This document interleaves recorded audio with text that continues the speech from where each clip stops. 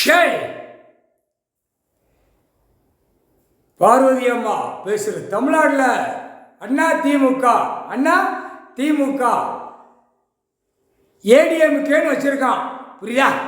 கருப்பு சிவப்பு வெள்ளை கொடியை தூக்கி முதலமைச்சரை ஆண்டு 2 தரப்புகளை ஆண்டு நாசம் பண்ணி பாழாக்கி வச்சுருக்கான். பூமியில் ஒரு பேப்பர் அடிச்சு விட்ட பேப்பர் டெல்லியிலேருந்து தமிழ்நாடு வரைக்கும் விட்டு பாழாக்கிட்டான். தமிழ்நாடு அதுக்கு மேலே பாழாக்கி கொண்டே இருக்கான். அண்ணா திமுக கொடிய தூக்கினையில் பூமிக்கு கையெழுத்து போட்டு நாசம் பண்ணி வச்சிருக்க.